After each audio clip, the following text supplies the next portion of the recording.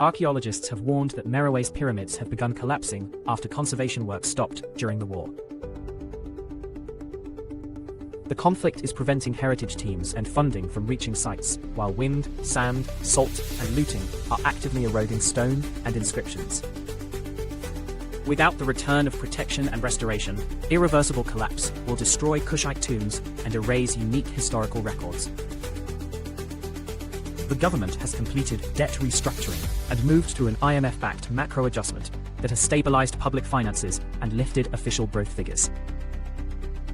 Political leaders are campaigning on competing narratives.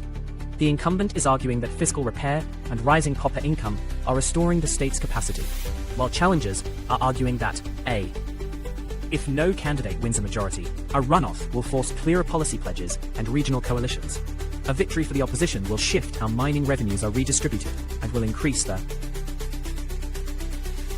A government ferry has capsized on Lake Kariba, with ticket records showing 114 adults and 5 crew, while 77 people have been rescued and at least 15 bodies recovered. Rescue teams are combing the lake, while investigators are probing overloaded capacity, sparse manifests, and possible maintenance failures on a decades-old vessel. This will force a formal disaster response, tighter manifest enforcement, and cross-border coordination as communities lose a vital transport link until safety is restored.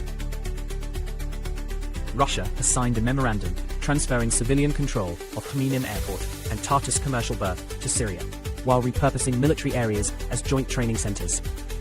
Russia and Syria are reconfiguring presence to reduce Moscow's visible footprint, while preserving transit, repair, and staging access for Mediterranean and African operations.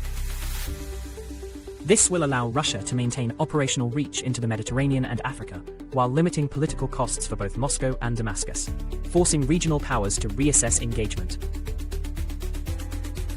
Mediators have been negotiating a temporary shipping corridor, while Washington is keeping a naval blockade, and Tehran is pressing for compensation and guarantees. Diplomacy is stalling, because Iran is using control of the strait for leverage, and the US is refusing to accept Iranian fees or control, while attacks and inspections are deterring shipping. This will prolong elevated oil prices, force longer shipping routes, and keep global energy and trade flows under pressure until both sides make verifiable concessions.